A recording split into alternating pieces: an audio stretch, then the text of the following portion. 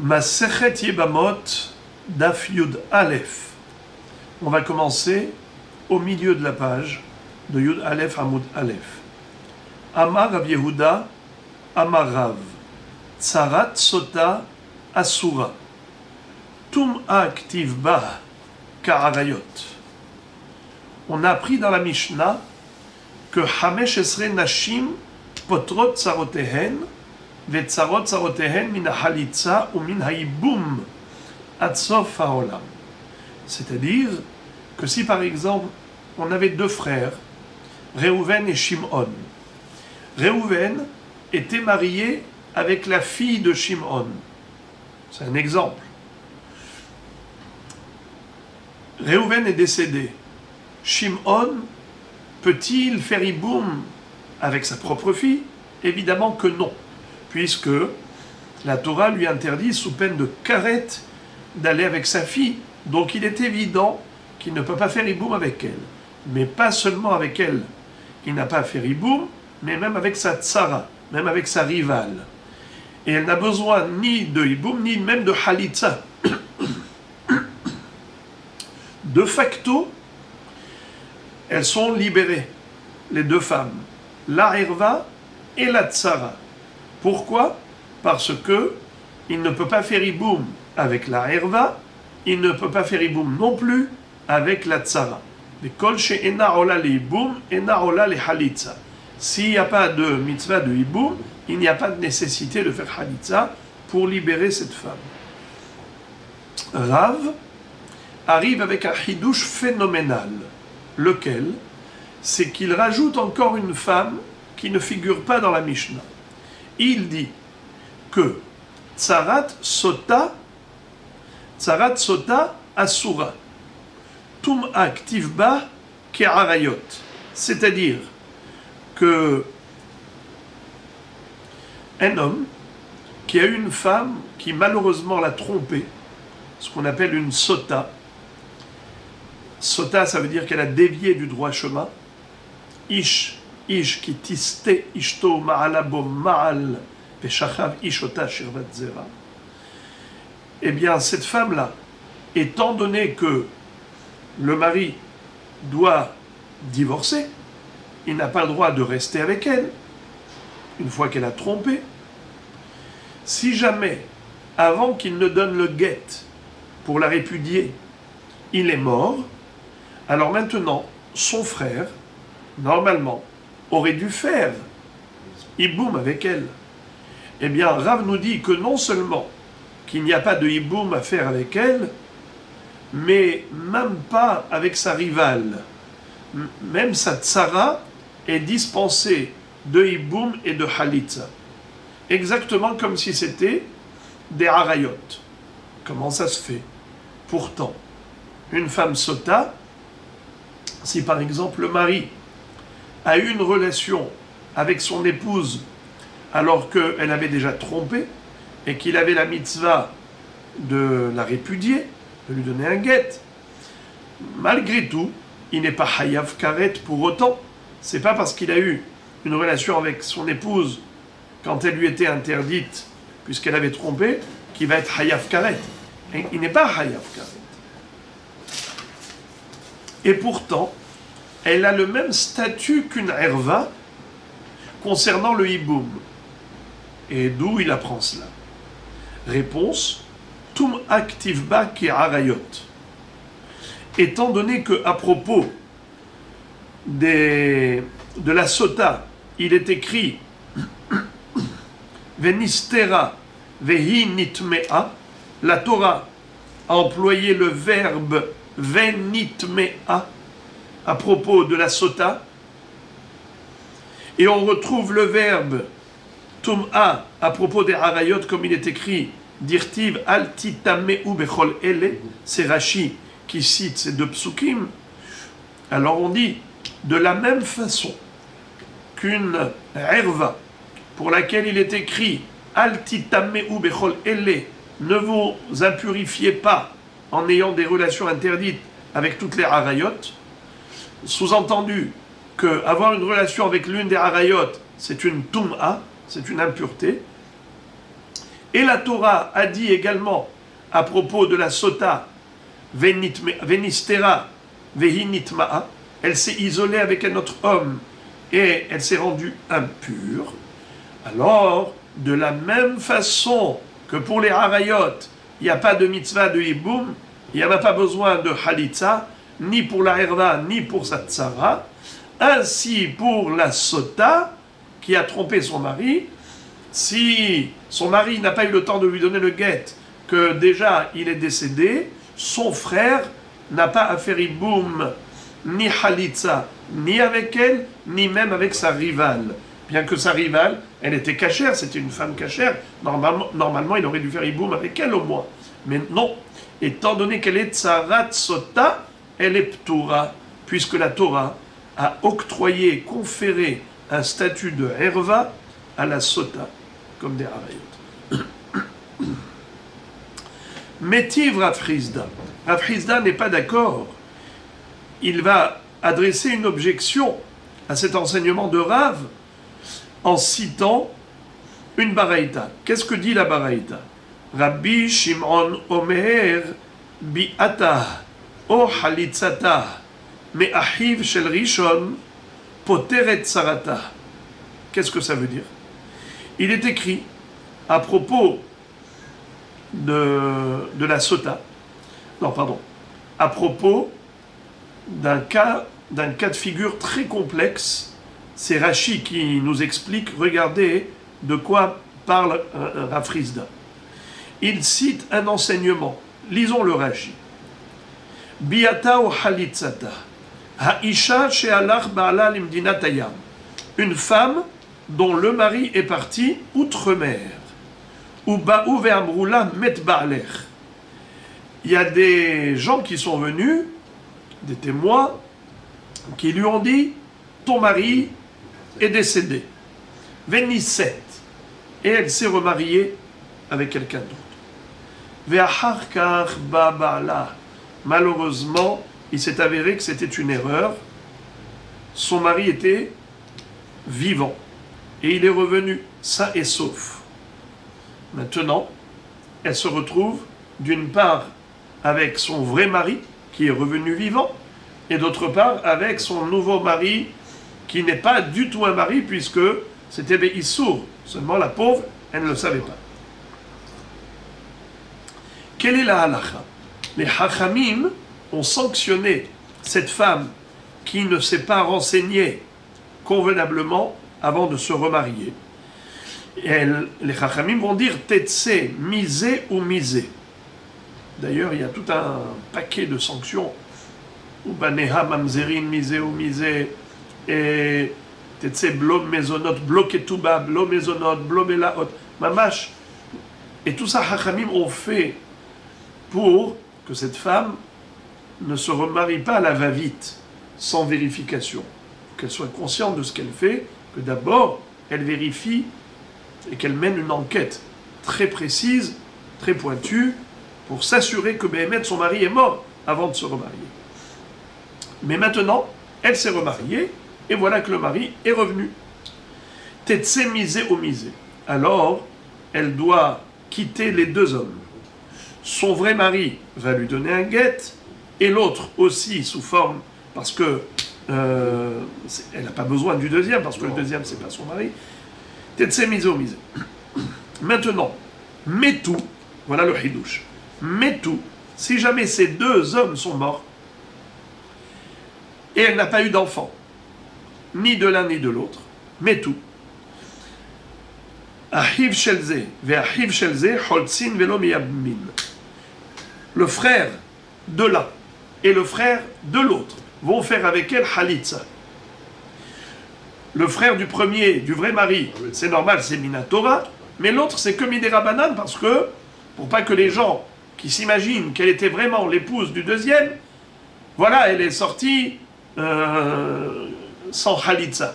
Alors, pour pas qu'il y ait de Mar'it Aïn, alors il faut qu'elle fasse halitza même avec le frère du deuxième.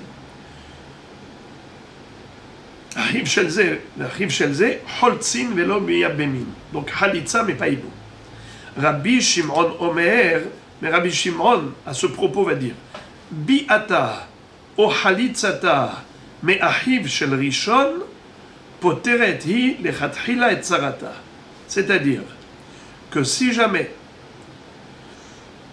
elle a eu la halitza du frère de son premier mari, ou Iboum, le frère de ce premier mari, a fait Iboum avec elle. Alors, Poteret et Tzarata. À ce moment-là, la Tzara, elle est considérée libre. Ça veut dire elle a libéré, parce que toujours le Iboum, ça se fait avec une seule des femmes. Il y a plusieurs femmes, plusieurs rivales, on fait Iboum avec l'une, et toutes les autres sont libérées de facto. Elles peuvent se remarier avec n'importe qui d'autre. Sharehi kish arnashim le gabeyabam. Pourquoi?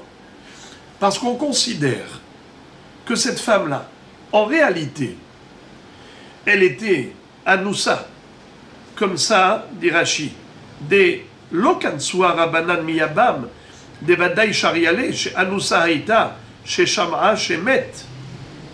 Alma Nivala Tahad Ba'la, Sharia, Tsarata le Yabam. Va filo Rabanan au plié Rabbi Shimon et la Bedida, va le Tsarata Modou. Qu'est-ce que ça veut dire? Si jamais le frère de son premier mari veut faire Iboum, c'est possible. Rabbi Shimon dit, il peut faire Iboum avec elle. Et comme ça, il va libérer la Tzara. Et Rashi dit, selon Hachamim, le frère, il ne va pas faire Iboum avec elle-même, mais il va faire avec la Tzara. Ça veut dire que il peut faire avec la Tzara. Dans le sens où on considère que pourquoi est-ce que cette femme, quand son mari est revenu sain et sauf, tu lui dis, allez, sors, ton mari va te donner le guet, allez, prends le guet et va-t'en. Pourquoi? Les Hachamim, comme je l'ai dit tout à l'heure, ils l'ont sanctionné. Alors j'ouvre une parenthèse, je développe un peu le sujet. Ici on parle d'une aguna. Aguna, ça veut dire une femme qui est bloquée parce que son mari est parti en voyage outre-mer, il n'a pas donné signe de vie, on ne sait pas ce qui s'est passé, et finalement, elle a des informations comme quoi il est mort. Les Hachamim ont dit qu'une aguna, on peut l'autoriser à se remarier si elle a eu, ne serait-ce que même un témoin, même une femme, qui vient qui dit, tu sais, ton mari, j'ai vu, il est mort. Ah bon? Comment tu peux accepter le témoignage d'un seul témoin, même d'une femme, pour lui autoriser de se remarier? Eh bien, on l'autorise à se remarier. Pourquoi? Parce que Hachamim ont mis sur la tête de cette femme un paquet de sanctions. Et lui dit, sache que si ton mari revient sain et sauf, chlet, eh bien, tetse misé au misé, banea mamzerin misé au misé, ven la loketuba velo mzonot velo belaot, et encore plein de sanctions. Alors cette femme-là, elle aura tellement peur de se remarier à la va-vite qu'elle-même va mener une enquête très pointue, très précise, pour s'assurer que son mari est réellement mort. Et donc ce qu'elle a entendu d'un témoin ou d'une femme, elle ne va pas s'appuyer que là-dessus. Isha daika ou minseva. Elle va faire une vraie enquête avant de se remarier. Donc c'est pour cela que les Hachamim ont été mahmir sur elle à la fin pour être mekil sur elle au début. Justement, en mettant sur elle tellement de sanctions, c'est ce qui va lui permettre de se remarier. Parce que grâce à cela, les Hachamim vont s'appuyer même sur le témoignage léger d'un homme, alors que d'habitude il faut toujours 2 témoins, ou d'une femme, alors que d'habitude il faut des hommes. Tout cela pour lui permettre de se remarier. Alors ils ont été mahmirim sur elle, mais Sofa, si jamais elle a pris les choses à la légère et qu'elle n'a pas mené une enquête, et c'est comme ça qu'on va la débloquer, lui permettre de se remarier. Mais ce n'est pas sur la base du témoignage d'un témoin, c'est parce que Anan Sahadeh, nous sommes témoins, nous sommes certains qu'elle ne va pas se remarier facilement, sachant qu'elle risque gros, beaucoup de sanctions. Alors maintenant, cette femme, dans l'absolu, il n'aurait pas fallu la sanctionner. Pourquoi? Si son mari revient, eh bien qu'elle retourne chez son premier mari. Pourquoi? Parce que la relation qu'elle a eue avec le deuxième, c'est comme si elle avait été violée. On connaît la règle. Une femme qui a été anoussa, qui a été violée, est-ce qu'elle est interdite à son mari? Non. Puisque la pauvre, elle a subi, sauf pour un Kohen. Pour un Kohen, eh bien, en effet, elle est assoura, parce que le Kohen, il est kadosh, mais pour un Israël, elle a été violée, anoussa, elle peut rester avec son mari. Là également, elle a eu un témoignage comme quoi son mari est mort, elle est anoussa. Mais les hachamim, comme j'ai expliqué, pourquoi est-ce qu'ils ont mis des sanctions? C'est pour justement lui autoriser de se remarier facilement. Ce knas de hachamim, ce n'est que par rapport au mari, par rapport, Tetse, Misé ou Mirze, qu'elle sera répudiée par rapport à son propre mari. Ça, c'est une sanction. Mais, par rapport au Yabam, hachamim n'ont pas fait de knas. Donc le Yabam, il peut faire Iboum avec elle, selon Rabbi Shimon. Et d'après Chachamim, pas avec elle, mais avec la Tzara. Alors maintenant, on comprend la phrase de la Gemara. Rabbi Shimon Omer, qu'est-ce que dit Rabbi Shimon? Bi'ata o répétons, Rabbi Shimon Omer, Bi'ata o halitzata me'achiv shel rishon, poteret tzarata. Ça veut dire que soit qu'elle a eu une bia, c'est-à-dire une relation, iboum, soit halitza, déchaussement, avec le frère du premier mari, ça libère la tzara. Alors quel est maintenant le point de chute? Maintenant la question à quoi on veut arriver, c'est poser une grande question à Rav. Comment Rav tu as pu dire qu'un homme qui a eu sa femme qui l'a trahi, donc elle est sota, et il n'a plus le droit d'être avec elle, et maintenant il est mort, qu'est-ce que tu dis? Sa femme n'a pas besoin de hiboum. Cette femme n'a pas besoin de hiboum. Ni elle, ni sa tzara. Pourquoi? Parce que elle a le tampon de Tum'a. Penistera vehi nitmea. Ça ressemble aux harayot pour lesquels il y a écrit Al titameu bechol ele. Et comme pour les harayot, il n'y a pas de hiboum avec la herva, ni même avec la tzara, ainsi la sota, il n'y a pas de hiboum avec elle, ni halitza, et pareil pour la tzara. C'est pas vrai. On voit que une femme qui lui ressemble tout à fait à la sota, c'est la femme Aguna, à qui on a dit que le mari est mort, et elle est partie avec quelqu'un d'autre, et maintenant son mari est revenu, et elle n'a plus le droit d'être avec son mari, parce qu'elle a été avec un autre homme, bien que c'était malgré elle. Eh bien, qu'est-ce qu'on dit? Que tout de même, si jamais son mari meurt et qu'il n'a pas eu d'enfant, eh bien, elle peut faire hiboum. D'après Rabbi Shimon, elle peut faire hiboum elle-même, et d'après Hachamim, même si elle-même non, mais au moins sa tzara. Or, Rav, qu'est-ce qu'il a dit? Rav a dit, poteret tzarata. Ni la sota, ni la tzara. C'est pas vrai. D'après Rabbi Shimon, même elle-même, et d'après Hachamim, au moins la tzara. Rav répond, Amar lecha Rav. Rav répond à cette question en disant, Aminalach anna sota de oraita, ve'at amart li sota de rabanan. Comment tu compares l'incomparable? Toi, tu me parles ici d'une sota de rabanan, c'est-à-dire, normalement, cette femme-là, elle n'est pas interdite à son mari Minatora. Son premier mari qui est revenu, sain et sauf, dans l'absolu, selon la Torah, il aurait pu la récupérer.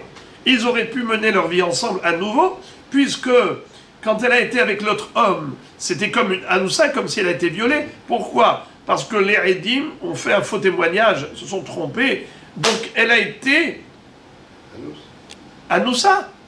Donc elle n'est pas interdite à son mari dans l'absolu. C'est qu'une takana de Chachamim, dont on a dit qu'ils lui ont mis sur la tête tout un pâté de sanctions. C'était comme on a expliqué la raison. Alors, puisqu'elle est interdite comme des Rabbanan, alors la question ne se pose pas. Elle est interdite, sa tzara, elle est permise. Et si sa tzara est permise, eh bien, on peut faire iboum avec la tzara. D'après Hachamim, et d'après Rabbi Shimon, même avec elle, parce que le knas, c'était que par rapport à son mari, mais pas par rapport au yabam. Car tout cela, c'est que Midera Banan, Minatora, il n'a pas un statut de sota. Or, moi j'ai parlé d'une vraie sota, qui est sota Minatora. Elle a trompé son mari volontairement, sciemment. Alors celle-là, elle s'appelle Tmea, comme une herva qui est Tmea. Et alors comme les harayot n'ont pas de din de hiboum, ni la herva, ni la tzara, pareil la sota n'a pas de din de hiboum, ni halitza, ni elle, ni la tzara. Voilà comment Rav a très bien répondu. À tel point que la Gemara dit Vedekarela, Maekarela. Comment celui qui a posé la question, il a posé une telle question? Ça paraît stupide comme question. Comment il compare une sota de Rabanan à une sota de Oraïta? Réponse. Kassavar, kol de takun Rabanan, keren de Oraïta takun. Parce qu'il pense que toutes les takanot de Hachamim ont été institués à l'instar de la Torah. Donc, si Behemet, Rav avait raison, qu'une sota mina Torah, on ne peut pas faire iboum avec elle, et elle n'a même pas besoin de halitza, ni elle, ni la tzara, alors Hachamim aurait dû dire, à propos de la fameuse femme la Aguna, dont le mari est parti, qu'elle est partie avec un autre homme, c'est-à-dire qu'on lui a dit qu'il est mort, elle est partie avec un autre homme, il est revenu. Donc celle-là, c'est une sota des Rabanan. Donc les Chachamim auraient dû dire Yiboum interdit, ni avec elle ni avec la tzara. Il n'y a que la Khalitza, mais pas le Yiboum. Or les Chachamim n'ont pas dit ça. Si les Chachamim n'ont pas dit ça, ça veut dire que même une sota minatora, ça n'existe pas, ça. Ça veut dire qu'il a fait le cheminement à l'envers.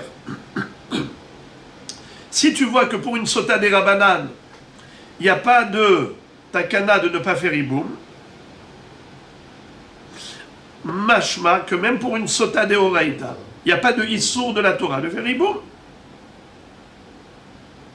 Alors, pourquoi est-ce que, au moins avec la tzara, pourquoi tu dis sota, non seulement qu'elle est ptoura, même la tzara elle est ptoura? Voilà quel était le sens de celui qui a posé la question, et la réponse de Rav, c'est qu'il y a une différence fondamentale entre des Oraïta et des Rabbanan. Métiv Rav Ashi. Rav Ashi, lui également, va adresser une objection par rapport à cet enseignement de Rav. Il veut réfuter cet enseignement de Rav, en disant, comment Rav a pu dire qu'une sota, non seulement qu'elle-même, elle est ptoura mina halitza, mina yiboum ou mina halitza, mais même sa tzara. Voici la kushia.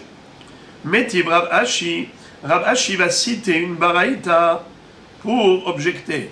Que ce que dit la baraïta?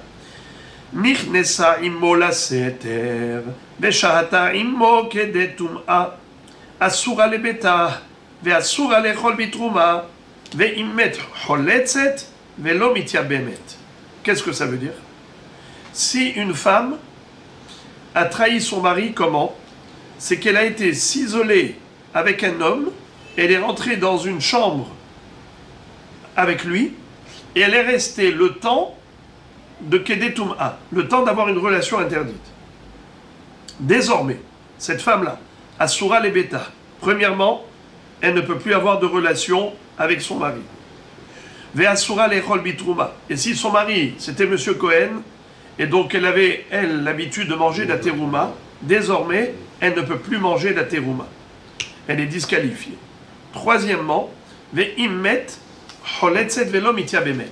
C'est que si jamais le mari qui devait lui donner le guet n'a pas eu le temps de lui donner le guet, il est mort, et il n'a pas eu de progéniture, alors elle doit faire halitza. C'est-à-dire que elle ne peut pas faire iboum, et comme nous dit Rashi, pourquoi elle ne peut pas faire iboum? Ta'ama mefaresh b'masechet sota. Dans Masechet Sota, on nous explique pourquoi elle ne peut pas faire iboum mamash, mais au moins, elle doit faire Halitza. Or, Rav, qu'est-ce qu'il avait dit?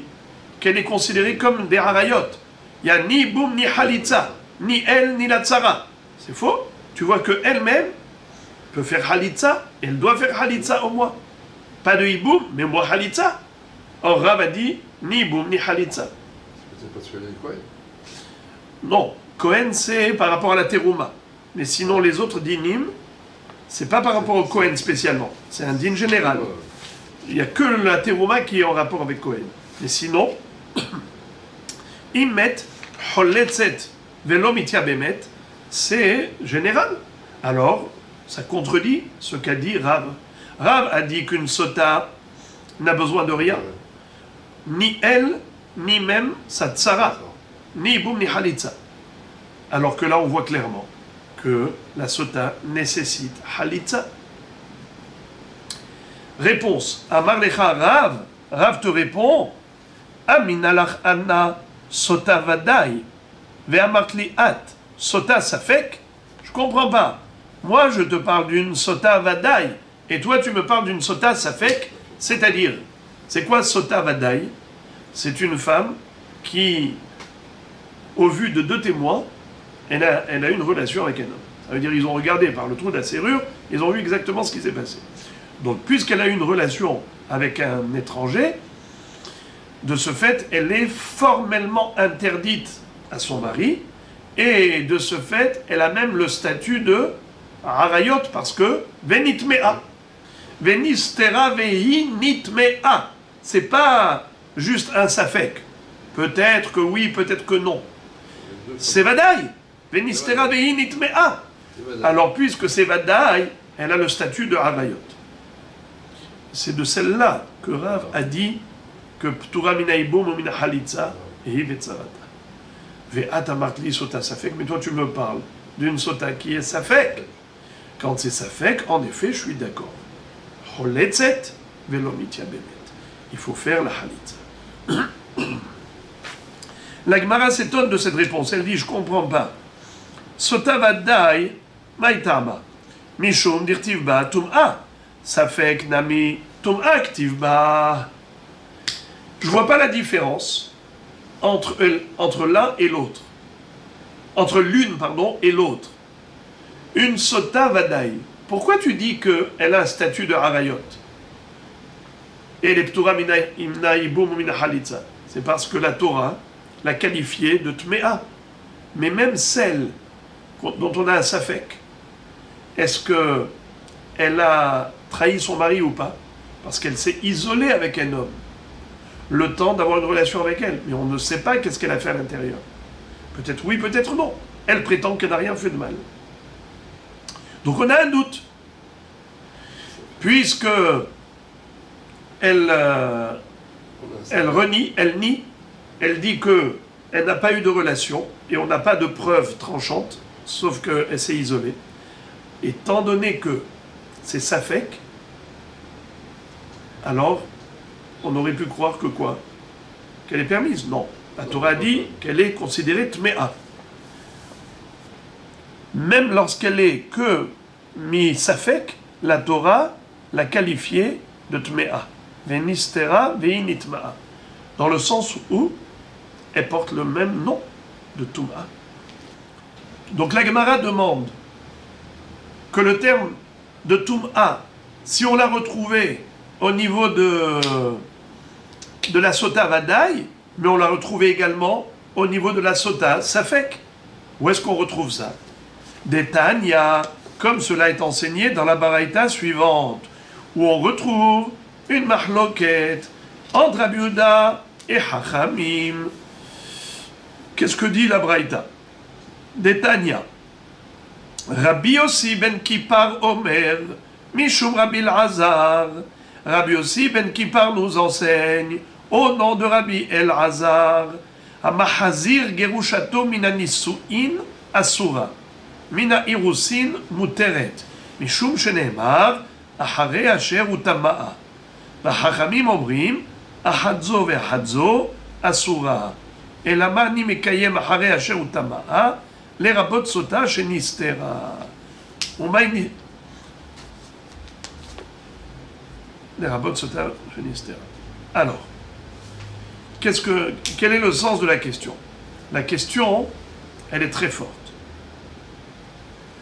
C'est qu'on voit que le terme de Tum'a a été employé dans la Torah, pas seulement à l'égard d'une sota vadaï, mais même à l'égard d'une sota safek.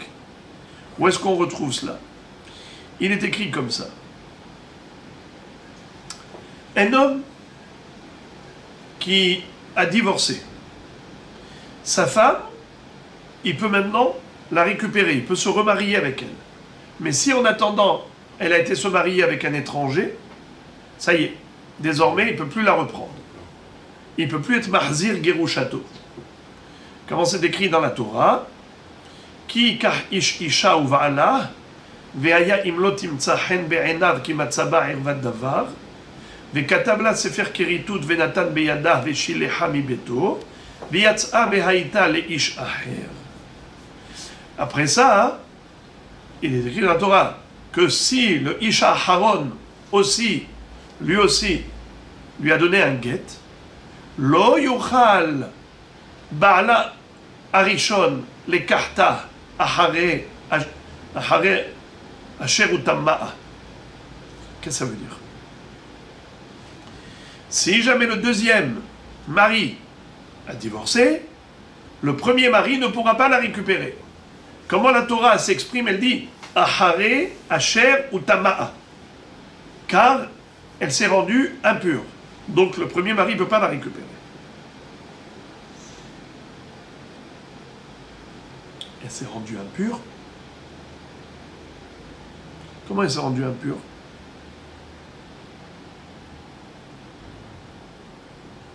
Eh bien parce qu'elle a eu une relation avec le deuxième. Donc elle est devenue impure par rapport au premier. Alors nous dit Rabbi Yossi ben Kippar, quel est le din si le deuxième mari ne l'a pas épousée vraiment, il a fait juste kiddushin, mais pas nisu'in. Il lui a donné la bague, il lui dit Ariat mekudeshet li betaba'adzo. Mais il n'a pas eu le temps de faire la roupa. Et il lui a donné ensuite un guet. Il a dit je ne veux pas me marier avec toi. On s'est fiancés, on a fait kiddushin, je ne veux pas faire nisu'in. Est-ce que maintenant, elle peut retourner avec son premier mari? Est-ce que son premier mari peut la récupérer? Rabbi Yossi ben Kippar dit oui. Pourquoi? Parce que la Torah te dit Ahare asher utama'a. C'est seulement si elle s'est rendue impure parce qu'elle a eu une relation avec le deuxième. Mais si elle n'a pas eu de relation avec le deuxième, il n'y a pas eu de roupa, eh bien, il n'y a pas de problème. Hachamim omrim ehadzo vehadzo asura. Hachamim dit non, il n'y a pas de différence. Qu'elle soit divorcée après qu'elle s'est mariée avec l'autre, ou qu'elle soit divorcée après qu'elle se soit fiancée avec l'autre. C'est-à-dire que ce soit mina nisuin ou mina irusin, ça ne change rien. Elle est considérée comme étant mariée au deuxième, et même si elle a reçu le divorce, elle ne peut pas retourner au premier. Ah bon? Et pourtant c'est écrit clairement dans la Torah, Ahare, lo yuchal ba'ala rishon ekarta ahare asher utama'a. A priori, ça veut dire que c'est seulement s'il a eu une relation avec l'autre, que le mariage a été consommé. Mais s'il n'y a pas eu de consommation de mariage, il n'y a pas de raison de l'interdire. Pourquoi Hachamim interdisent?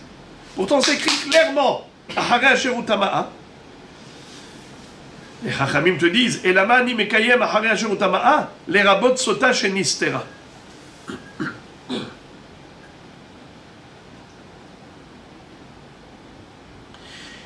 Les Chachamim disent, tu veux savoir, dans ce pasouk-là, il y a une allusion à la sota. C'est-à-dire que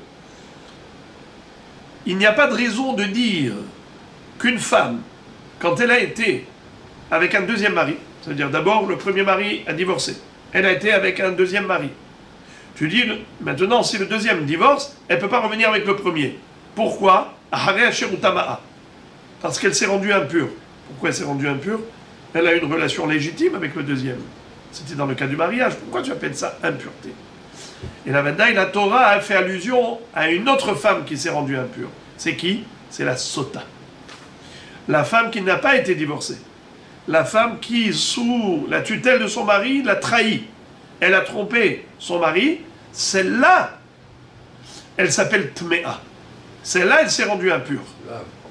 Et donc là, la Torah veut nous dire Lo yuchal ba'ala rishon lekarta acharei asher tama'a. Ça veut dire que la Torah, quand elle a écrit à propos du Mahzir Grushato la notion de Tum'a, elle a fait allusion à une autre femme qui s'appelle Sota. Donc on a deux femmes. On a Mahzir Grushato et on a Sota. Le acharei asher tama'a, nous disent Chachamim, ça fait allusion à Sota. Alors, donc, c'est la raison pour laquelle les Chachamim disent Mahzir Grushato, elle est toujours interdite, que ce soit Mina Irusin ou Mina Nisuin, que ce soit qu'elle a reçu un guet après fiançailles ou après mariage, ça ne change rien, même s'il n'y a pas eu de consommation, interdite. Ah, pourtant, c'est écrit Acharei asher tama'a. Les Chachamim disent Acharei asher tama'a, c'est pas pour le Mahzir Grushato que ça a été écrit. Ça a été écrit pour faire allusion à une Sota, qui, elle, Béhémet, s'est rendue impure par sa trahison. Quel est le point de chute? Le point de chute, c'est que ici, on parle d'une femme qui était Nistera. Et la Manimka Acharei asher tama'a, les rabbins de Sota chez Nistera. Tu vois que Chachamim ont qualifié de Tmea une femme Sota, c'est-à-dire qu'elle est partie chez un homme, elle s'est isolée avec lui dans une pièce, on ne sait pas ce qui s'est passé. Elle dit, je n'ai rien fait. On n'a pas des témoins qui ont vu par la serrure ce qu'ils ont fait. Donc, tu vois que pas seulement la Sota Vaddaï porte le nom de Tmea, mais même la Sota Safek. Alors, la question se pose sur Rav. Rav qui a dit que c'est seulement Sota Vaddaï qui est Ptoura du Hiboum. Mais la Sota Safek a besoin de Halitza. Ça veut dire que la Sota Vaddaï elle est Ptoura mina Hiboum ou mina Halitza. Mais la Sota Safek, certes il n'y a pas de Hiboum, mais tout de même Choletzet, comme on a vu dans la braïta précédente, Choletzet velo mitia bemet. Or, lui il avait dit qu'il n'y a ni Halitza ni Hiboum. Alors qu'est-ce qu'il a répondu? Il a dit ça dépend. Sota Safek, alors il faut faire Halitza. Mais Sota Vaddaï, ni Halitza ni Hiboum, comme les Ravayot. Pourtant, tu vois que le terme Tmea, Tum'a, qui t'a permis de dire Sota Vaddaï, c'est comme les Ravayot, pas besoin de Halitza, pas besoin de Hiboum, eh bien le même terme a été employé, appliqué à une Sota Safek, donc d'après toi, tu devrais la dispenser, pas seulement du hiboum, mais même de la halitza. Pourquoi la Braïta a dit choletzet? Rav répond Maï nistera niv'ala, ve'amay karela nistera lishna ma'alia nakat. Il dit be'emet, la Braïta qui a dit sota chez nistera, quand elle a dit acharei asher tama'a, n'est-ce pas? Son mari n'a pas le droit de rester avec elle, puisqu'elle s'est rendue impure. Et on a dit, c'est quoi qui l'a rendue impure? C'est qu'elle s'est isolée avec un homme. Isolée, c'est Safek. Il dit non, Béhémet, on parle ici d'une Vaddaï. Alors pourquoi on a dit Nistera? Il fallait dire Niv'ala, qu'elle a eu une relation intime. Pourquoi tu me parles de Nistera? Il dit parce que le Tana n'a pas voulu être grossier. Il a parlé dans un langage propre. Et il a dit, elle s'est isolée. Mais on a compris qu'est-ce qu'elle a fait dans cet isolement. Donc, c'est pour ça qu'elle porte le nom de Tmea. Tum'a. Alors, c'est pour ça que elle s'appelle Tmea. La Gemara dit, Niv'ala, Tum'a behedi aktivba, venistera vehi nitma'a. J'ai pas compris. Pourquoi on a eu besoin d'aller chercher le terme Tmea dans Mahzir Grushato? Mais c'est déjà écrit Tmea dans la Sota elle-même. Venistera vehi nitma'a. Là, qu'est-ce que tu es en train de me dire? Béhémet, on parle de Niv'ala, qu'elle a eu vraiment une relation avec son amant dans le sens où elle a trahi son mari, elle a trompé. Et c'est pour ça qu'elle porte le nom de Tmea. Et c'est de ça qu'on parle dans Mahzir Grushato. Lo yuchal ba'ala rishon ekarta acharei asher tama'a. La Gemara dit, mais t'as pas besoin d'aller trouver une allusion dans Mahzir Grouchato, allusion à la sota. Si tu me dis que ça fait allusion à la sota safek, alors j'ai compris. Il est écrit Tum'a dans sota, parce qu'on parle de sota vadaï, et après on t'a écrit aussi dans Mahzir Grouchato, Lo yuchal ba'ala rishon ekarta hare asher utama'a, en faisant allusion à sota safek. Alors là je comprends pourquoi on a besoin des deux, Tum'a et Tum'a vadaï, Tum'a safek. Mais d'après ce que tu viens de me répondre, Ram, et tu me dis que même la Tum'a qu'on retrouve dans Mahzir Grouchato, ça fait allusion à sota vadaï, donc là c'est sota vadaï, et là c'est sota vadaï. Pourquoi tu as besoin d'aller chercher le terme Tum'a dans Mahzir Grouchato pour faire allusion à sota vadaï? Mais c'est déjà écrit Tum'a dans sota vadaï. Venistera vehi nitma'a, c'est écrit clairement dans la Torah. Dans la paracha de sota, tu n'as pas besoin d'aller chercher dans Mahzir Grouchato. Réponse. Les mikam Allah belav. C'est vrai. Il y a écrit Tum'a dans la paracha de sota pour une sota vadaï. Mais il n'y a pas écrit que le mari n'a pas le droit de rester avec elle dans un lachon de lave. Ça n'a pas écrit clairement. Monsieur mari, tu n'as pas le droit d'être avec elle. On a compris qu'il n'a pas le droit d'être avec elle parce que c'est écrit Benitma'a. Mais c'est pas écrit Belachon lave. Maintenant voilà pourquoi la Torah a écrit dans Mahzir Grouchato une allusion à la sota vadaï en disant Lo yuchal ba'ala rishon lekarta ahare asher utama'a. Le mari n'a pas le droit de reprendre sa femme qu'il a trompée. C'est pour qu'il y ait un lave, pas seulement juste une déduction. Venitma'a, puisqu'elle est me'a, ça veut dire qu'elle est interdite. Ça est sourd assez. Non, il faut que ce soit un lave. Et comment c'est un lave? Lo yuchal ba'ala rishon lekarta ahare asher utama'a. Comme ça, s'il va avec elle, il recevra Malkout. Alors maintenant, la Gemara, une fois qu'elle a bien répondu à ces questions par rapport à Rav, et on a expliqué la chita de Hachamim et tout, maintenant, la Gemara va analyser l'opinion de Rabbi Yossi ben Kippar. Lui, Rabbi Yossi ben Kippar, qu'est-ce qu'il a dit? Il a dit, on ne parle pas du tout de la sota. Qu'est-ce qu'il a dit? Lo yuchal ba'ala rishon lekarta ahare asher utama'a. C'est pour nous dire que c'est seulement lorsqu'elle est Grusha minha nisu'in et qu'elle a eu une relation, il y a eu une consommation de la choupa avec le deuxième mari, c'est là qu'elle n'a pas le droit de revenir à son premier mari.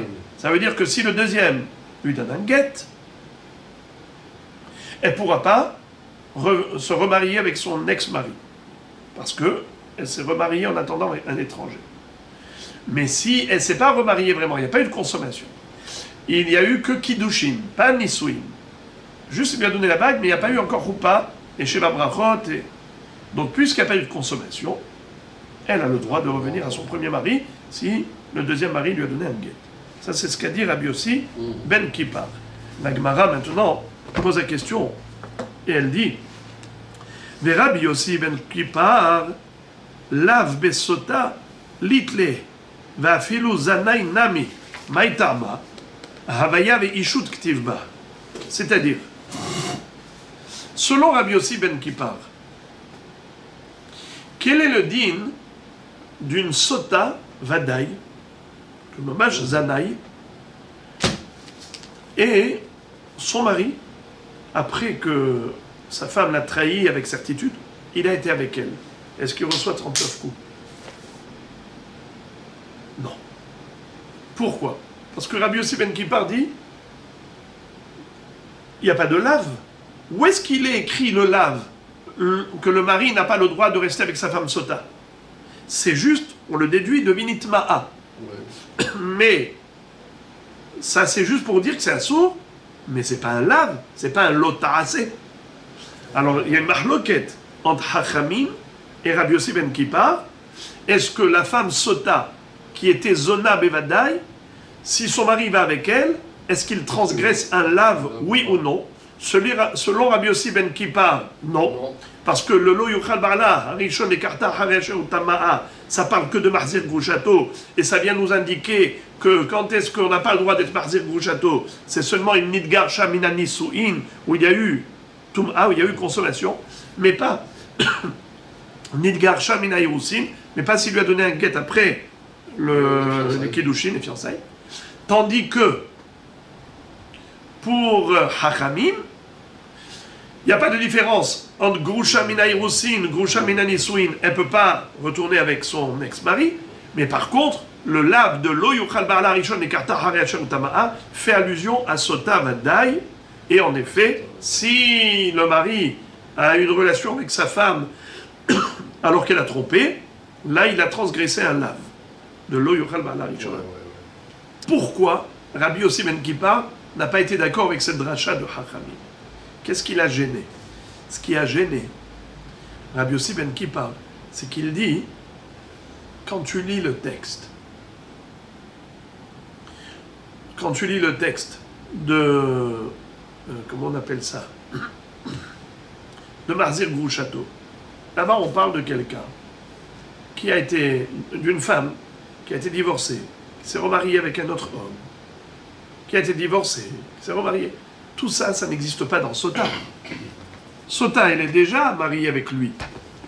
Regardez Rashi est très joli. Maïtama, Havaya ve Ishut Ktivba. Rashi dit, Be'ota Isha ane Esra le Ba'la, Yeshba Havaya, Dirtiv, Ve'aita le Isha Her. Ishut, Dirtiv, Okiyamut Isha Haron, לא יוכל בעלה הראשון משנישאת לאחר על ידי קידושין ואישות וכגון דגרשה הראשון הוא דכאי כמה בלא יוכל אבל מזנה תחתיו לא.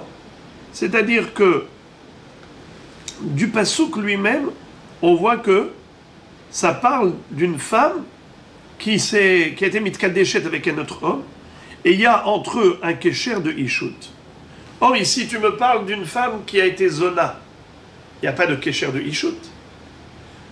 Quand tu lis le texte de Mahzir Grouchato, on voit clairement que quand elle a été avec le deuxième, Vehaïta le Ishacher. On parle là-bas de Havaya, c'est-à-dire Kiddushin, on parle de Ishut. Or, ici, toi, dans Sota, c'est une femme qui est partie à Shem Yatzilenu avec un autre homme, mais c'était une trahison. Il n'y a pas eu ni de Ishut, ni de Havaya, ni de Ishut. Il n'y a pas eu de Kiddushin avec le deuxième. C'est un rachat. Et elle, une richa, elle n'a pas, tout ce qu'elle a fait, c'était pas légitime. Or, dans l'histoire de Mahzir Grouchato, on parle d'opération légitime. Havaya, Ishut, ce qui n'est pas le cas de la Sota. Donc, c'est la raison pour laquelle Rabbi Yossi ben Kippar n'était pas d'accord avec Hachamim pour appliquer le pasouk de Lo Yuchal Ba'ala Rishon Nekarta Haresh Utama'a qui figure dans Mahzir Grouchato à une Sota, car aucun rapport. Mahzir Grouchato, c'est avec Havaya et Ishut. Sota, c'est sans Havaya et sans Ishut. Et maintenant, la Gemara revient au sujet dont on a parlé, puisque avant cela, on a parlé de Tsarat Sota. Maintenant, on va parler de Tsarat Mahzir Grouchato. Qu'est-ce qu'avait dit Rav à propos de Tsarat Sota? Il avait dit que non seulement la Sota elle-même, elle est dispensée de Hiboum et de Halitza, mais il en est de même pour sa Tsara. Pourquoi? Car la Sota elle-même, elle est considérée comme Harayot, et comme pour Harayot, la Irva elle-même, non seulement qu'elle est dispensée de Hiboum de Halitza, elle dispense même la Tsara, sa rivale. Et maintenant, la Gemara va se focaliser sur une nouvelle question qui ressemble au cas précédent. Dans le cas précédent, on avait dit que Rav nous a enseigné que Tsarat Sota, Ptura mina Halitza ou mina Hiboum. De la même façon que la Sota, Vadaï, n'a pas à faire Hiboum ni Halitza, même sa Tsara n'a pas besoin de faire ni Hiboum ni Halitza. Pourquoi? Parce que la Sota est comparée au Harayot, vu que la Torah a employé le terme de Tum'a comme pour les Harayot. Mais maintenant, la Gemara va rebondir sur une question qui ressemble, à savoir, quel est le din de Marzir Grouchato? Justement, on vient d'étudier le sujet de Marzir Grouchato, eh bien, ça va nous servir pour une étude extraordinaire. À savoir, quel est le din si par exemple, Réhouven et Shimron, qui étaient deux frères, Réhouven avait deux femmes. L'une légitime, cachère, on va l'appeler Rachel, et la deuxième, Léa, c'était une Marzir Grouchato. Léa, il avait divorcé d'elle. Léa est partie, s'est mariée avec David. Ensuite, David a divorcé. Ensuite, elle est revenue. Réhouven lui a proposé de se remarier avec elle. Il a fait une Avera. Il a transgressé le Issour de Marzir Grouchato. Et maintenant, ce Réhouven est décédé. Il est mort. Il a laissé deux femmes sans enfants, Rachel et Léa. Rachel, qui est la femme légitime, qui est la tsara de la femme interdite. Donc, Shimon, c'est sûr qu'il ne peut pas faire Iboum avec la Groucha, Marzir Grouchato, puisque Issour Kedusha, on a déjà appris que Holetzet Velo Mitya Bemet. Si par exemple, il n'y avait qu'une seule femme, rien que c'est là, la Groucha, Marzir Grouchato, il aurait dû faire Halitza, mais pas Iboum. Mais, maintenant, il y a deux femmes, il y a Rachel et Léa. Certes, il ne peut pas faire Iboum avec la Groucha, Léa, mais est-ce qu'il peut faire Iboum avec la Tsara de cette Groucha? Tsarat Marzir Grouchato, Rachel. Alors la Gemara va analyser cette question. Relisons. Ba amine Rav Yehuda me Rav Sheshet. Rav Yehuda pose la question à Rav Sheshet. Hamahazir Gerushato Misheniset Umet Tsarata Maou. Si quelqu'un a récupéré son ex-femme après qu'elle ait divorcé du deuxième mari, et ensuite après s'être remarié avec elle, Be'issour, en infraction, il est mort, Tsarata Maou. Est-ce que le frère du défunt a le droit de faire Iboum avec la tsara de cette Groucha? La Gemara analyse en disant Aliba de Rabbi Yossi ben Kippar lotivailach. Selon Rabbi Yossi ben Kippar, la question ne se pose même pas. Pourquoi? Kevan de Amar Rabbi Yossi ben Kippar, Tum'a bemarzir Grouchato, ou dirtiva, tsarata kemota. Selon Rabbi Yossi ben Kippar, le mot Tum'a figure dans Marzir Grouchato. On l'a appris. Lo yuchal barla rishon ekarta, achare asher utama'a. Le mari ne pourra pas la récupérer une fois qu'elle s'est rendue impure. Donc tu vois que Marzir Grouchato, ça s'appelle Tum'a. Et si ça s'appelle Tum'a, c'est comme les Harayot, dans lesquels on a trouvé le terme Tum'a. Al titamme ou bechol ele. Donc Tum'a, comme pour les Harayot, il n'y a ni Iboum ni Halitza, ainsi pour la Groucha, pour Marzir Grouchato, il n'y a pas besoin ni de Iboum, ni de Halitza. Ni pour elle, ni même pour sa tsara. Comme pour les Harayot, la Herva, elle est poteret sarata. Là aussi, elle est poteret sarata.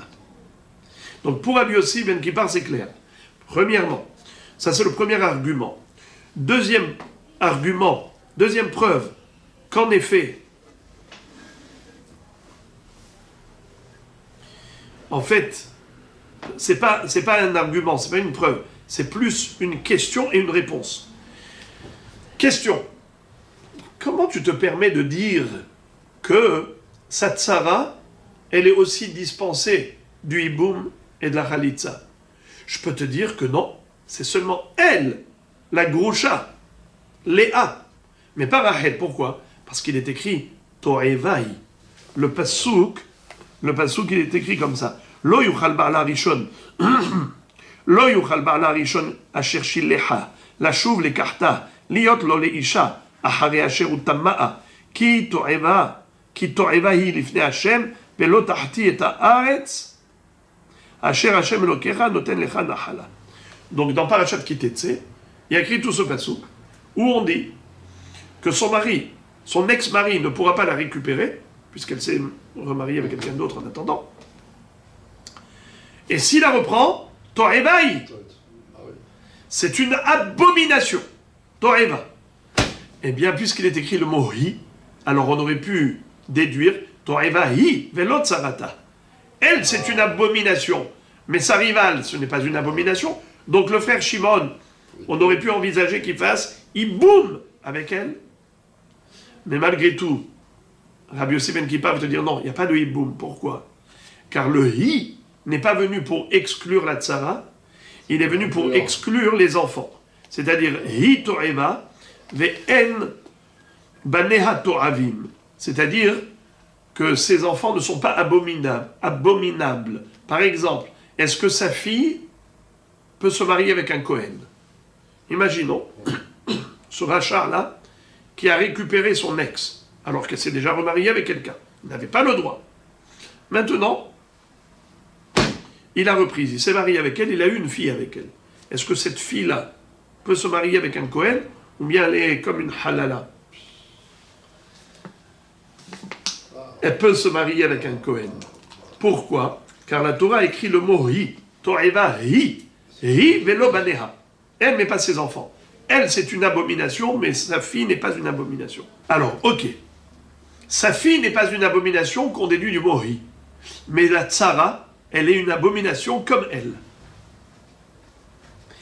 Hi to'eva ve'en baneha to'avin. Ha tsarata to'eva. Et de ce fait, la Gemara arrive à la conclusion que selon Rabbi Yossi ben Kippar, Tsarat Mahzir Grouchato n'a pas besoin ni de Hiboum ni de Halitza.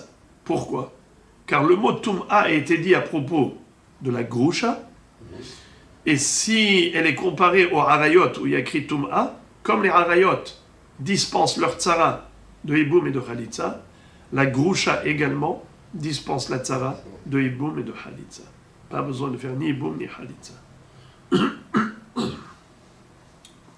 La Gemara dit c'est clair pour Rabbi Yossi ben Kippar. Mais qu'en est-il pour Chachamim?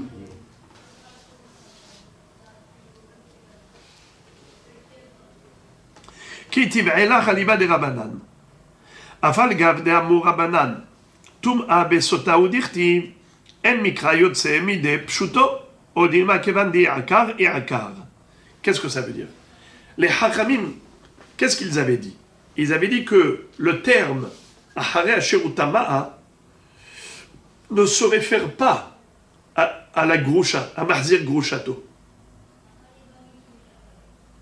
La preuve, c'est que pour eux, même si elle est Groucha que Mina Hirusin, où il n'y a pas eu de consommation, elle est interdite. C'est-à-dire que c'est une Xerat HaKatuv, où la Torah te dit, l'ex-mari ne peut pas récupérer son ex-femme une fois qu'elle a été soit se marier avec quelqu'un d'autre, même se fiancer. Même Kiddushin, ça suffit. Il ne pourra plus la récupérer, bien qu'il n'y ait pas eu de consommation. Donc le mot Tum'a ne se réfère pas à la Groucha. Il fait allusion à la Sota. Alors maintenant, la question se pose. Est-ce qu'on va dire que le terme Tum'a, il a été né à Kar, il a été retranché, déraciné de la paracha de Mahzir Grouchato, et il a été placé dans la paracha de Sota. Et donc c'est comme si dans Mahzir Grouchato, le mot Tum'a ne figure même pas. Et si le mot Tum'a ne figure même pas, alors même s'il ne peut pas faire Hiboum avec elle, il peut faire Hiboum avec la Tsara. Ou bien on va dire, En mikra yotse mide pshuto. C'est-à-dire que, même si on fait une dracha, mais le pshat ne change pas. La dracha, c'est qu'on a appliqué le terme Tum'a à la Sota. Mais où est-ce qu'il est écrit le terme Tum'a? Il est écrit dans Mahzir Grouchato. Et puisque la Torah l'a écrit dans Mahzir Grouchato, c'est pas pour rien. Et donc de ce fait, même la Groucha, elle s'appelle Tum'a. Quand le mari l'a récupérée, elle s'appelle Tme'a. Et de ce fait, elle dispenserait même sa tsara de Hiboum et de Halitza. Donc, par rapport à Rabbi Yossi ben Kippar, on n'a pas de doute. Mais par rapport à Chachamim, on a un doute. Ça, c'est une première version du Safek. La Gemara donne une deuxième version. Et elle dit à l'envers. Juste à l'envers. Ika de Amre, certains présentent le débat différemment. Ils disent comme ça. Aliba de Rabanan lo tiv'elach. Kevan dit akar et akar. Ki tiv'elach aliba de Rabbi Yossi ben Kippar. Maï. Afalgav d'Amar Rabbi Yossi ben Kippar. Tum'a b'machzir grushato hu dirtiva. Mi'ed rahamana. To'eva hi to'eva. Ve'en tzarata to'eva. Odinma hi to'eva. Ve'en baneha to'avin. Hatzarata to'eva. C'est-à-dire, selon la deuxième version, d'après Hachamim, la question ne se pose même pas. C'est évident que Mahzir Grushato, la Grusha, elle ne dispense pas la Tzara de Hiboum. On peut faire le Hiboum avec la Tzara. Pourquoi? Puisque le terme Tum'a ne figure pas par rapport à Mahzir Grushato. Hachamim ont déraciné le terme Tum'a qui figurait dans Mahzir Grushato et ils l'ont appliqué à Sota. Donc, la Grusha ne dispense pas sa Tzara. Sa Tzara peut faire Hiboum. Puisqu'il n'y a pas écrit Tum'a pour la Grusha. Le Tum'a qui figure ici, Hachamim l'ont déplacé. Si question il y a, c'est que par rapport à Rabbi Yossi ben Kippar. Lui, Rabbi Yossi ben Kippar, qui applique le terme Tum'a à la Grusha. Quand son mari l'a récupéré, eh bien, c'est une Tum'a. Alors, donc, si on applique Tum'a à la Grusha, donc c'est comme les Harayot. Si c'est comme les Harayot, elle dispenserait même la Tzara. Pas seulement elle-même, mais même la Tzara. Les deux, elle et la Tzara, sont dispensées du Hiboum et de Khalitza. Ça, c'est une éventualité. Deuxième hypothèse, c'est le terme hi. Comme il est écrit à propos de Mahzir Grushato, To'eva hi. On peut dire hi To'eva ve'en tzarata To'eva. Ou bien tu peux dire hi To'eva ve'en baneha To'avin. C'est là le safek. Comment je déduis du mot hi? Le hi, c'est une exclusion. Hi velo aheret. Hi velo baneha. C'est ça le safek. Qu'est-ce que le hi vient nous enseigner? Est-ce qu'il vient nous dire que hi to'eva ve'en baneha to'avin, mais tzarata to'eva? Ou bien je vais dire hi to'eva ve'en tzarata to'eva. Elle est to'eva, mais pas sa tzara. Et donc la Gemara maintenant nous a présenté un double safek. Ça veut dire soit le safek d'après Rabbanan et pas d'après Rabbi Yossi ben Kippar, ou le contraire. D'après Rabbanan, il n'y a pas de safek, le safek il est que d'après Rabbi Yossi ben Kippar. Alors la Gemara répond Amar le Tanituha. Qui avait posé la question à qui? C'était Rav Yehuda qui avait posé la question à Rav Shechet. Baramine Rav Yehuda, mais Rav Shechet. Rav Shechet lui répond Amar le Tanituha. La réponse, tu peux la déduire d'une Mishnah qui figure dans Masechet Yevamot Daf Mem Gimel. Il est écrit Haïta ahad keshera ve'ahad pesula, im haya choletz la pesula, ve'im haya miyabem la keshera. Maï keshera ou maï pesula. Eli ma keshera le'alma, ou psula le'alma, kevan del dide hazia. Maï nafka lemina. El alav keshera le, ou psula le. Ou maï nehu. Mahzir Gerushato, Vekatane, Veimaya miyabem la keshera. Rav Shechet déduit de cette Mishnah très joliment la réponse à notre question. Notre question était de savoir quel est le din de la tzara de la Grusha. Est-ce qu'il a le droit de faire hiboum avec elle ou pas? Rav Shechet dit à Rav Yehuda de la Mishnah qui figure dans Daf Mem Gimel, où il est écrit que si quelqu'un était marié à deux épouses et il est mort sans enfant, ces deux femmes se sont présentées en tant que Yébama devant le frère. Le frère Shimon, maintenant, il a devant lui deux femmes. Alors, quel est le din? Il peut faire Iboum avec l'une ou avec l'autre. Il peut faire Halitza avec l'une ou avec l'autre. Et à partir du moment où il a fait Iboum avec l'une, il a libéré la deuxième. Il a fait la Halitza avec l'une, il a libéré la deuxième. Ça, c'est le klal pashut. Maintenant, quel est le din si, parmi ces deux femmes, il y en avait une qui était kshera et une qui était psoula? Alors on dit comme ça. Si monsieur, tu veux faire iboum, eh bien tu fais iboum avec la kshera, pas avec la psoula. Ou bien s'il veut faire halitza, tu veux faire halitza, fais halitza avec la psoula, pas avec la kshera. Alors, ça c'est la Mishnah. Rav Sheshet fait une analyse très profonde de cette histoire de kshera et psoula. De quoi on parle ici? C'est quoi une femme kshera? C'est quoi une femme psoula? Et pourquoi faire la halitza avec la psoula? C'est quoi cette histoire? Voici l'analyse qu'il fait, Rav Sheshet. Maï keshera ou maï psoula. Elima keshera, keshera le alma ou psoula, psoula le alma. C'est-à-dire, si on parle d'une femme qui, pour lui, les deux femmes, elles sont cachères. Seulement, par rapport au olam, c'est-à-dire des kohanim, il y en a une, par exemple, qui est grusha. Il y en a une qui est almana, mais qui n'est pas grusha. Par exemple, le Réhouven, avant de mourir, il avait épousé deux femmes. L'une qui était divorcée, et l'autre qui était normale, une vierge. Et maintenant, il est mort.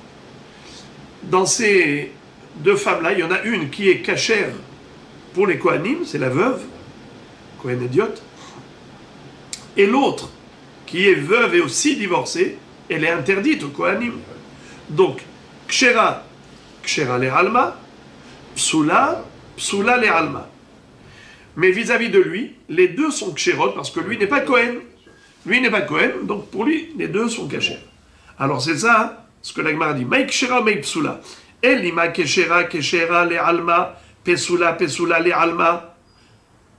Ça veut dire que par rapport au Kohanim, il y en a une qui est Kshera, l'autre qui est Psoula, mais pour lui, les deux, elles sont Kshérot. Kevan deldide Hazia, Maïnafka lemina. Puisque les deux sont cachés pour lui, qu'est-ce qu'on s'en fiche avec qui il va faire le hiboum, avec qui il va faire halitza? S'il a envie de faire hiboum, il fait hiboum avec n'importe laquelle. S'il veut faire halitza, il fait halitza avec n'importe laquelle. C'est quoi l'histoire? Pourquoi tu dis hiboum avec la kshera, halitza avec la psoula? Et que tu fais rentrer les kohanim au milieu? Alors, exactement. Ça veut dire que maintenant, lui, il n'a rien à faire avec les kohanim. Et la lave, keshera, keshera le, pesula, pesula le. Forcément, on doit parler d'une femme qui lui était interdite. Ça veut dire qu'il a épousé une femme, Beissour. Il a commis une infraction. Il a transgressé un Issour, il a épousé une femme qui lui était interdite. Ça s'appelle Isha Psoula. Et Keshera, ça veut dire une femme normale. Donc c'est lui le référent. Le référentiel, c'est par rapport à lui. Or, c'est qui une femme qui lui était interdite? Maïnihu, Mahazir Gerushato.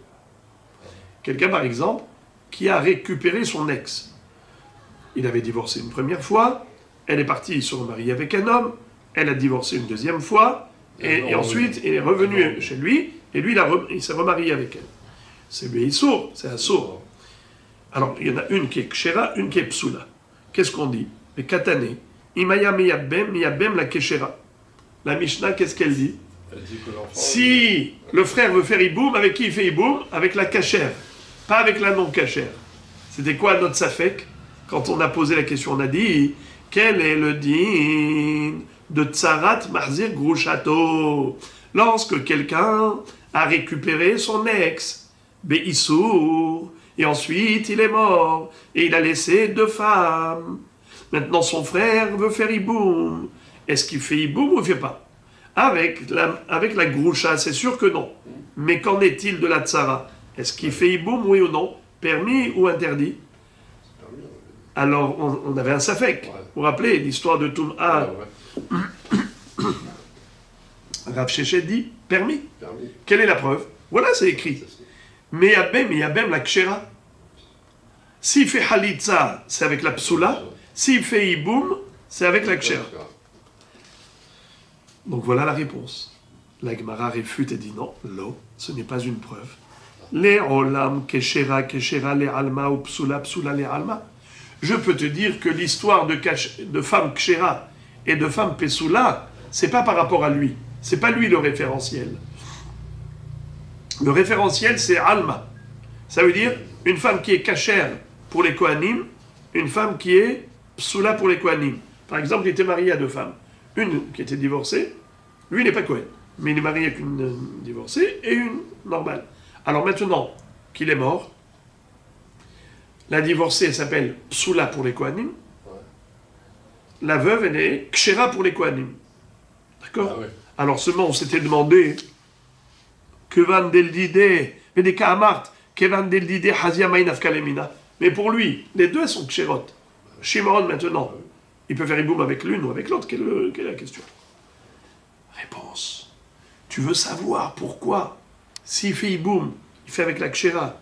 S'il fait halitza, il fait avec la psoula. Voilà la raison.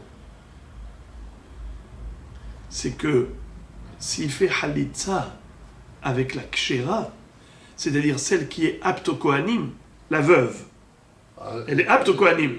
La groucha, elle peut pas aller avec le kohanim. Maintenant, qu'est-ce qu'il va faire? Il va faire halitza avec la kshera. Les kohanim ne pourront plus la prendre. C'est baltashrit. Bah oui. Ça veut dire, Mishum de Rav Yosef, Damar Rav Yosef, Kan Shana Rabbi, Lo Yishpoch Adam Meboro, Ve'achirim Tzrichim Lahem. Rav Yosef a donné un machal, il a dit quelqu'un qui a de l'eau, il a un bord, mais lui il n'a pas besoin, il est riche. Il commence à jeter son eau, à le dilapider.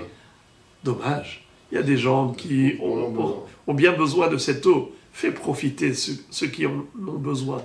Lo yishpoch adam meboro ve'achirim tzrichim lahem. Un homme ne doit pas dilapider son eau, même s'il en a profusion, alors que les autres en ont besoin.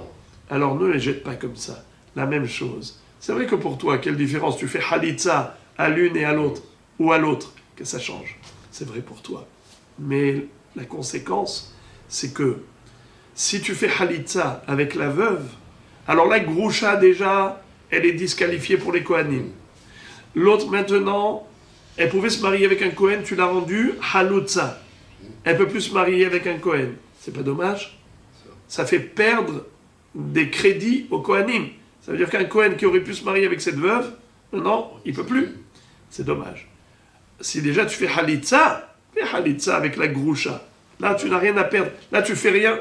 Tu ne fais pas perdre aux kohanim un crédit.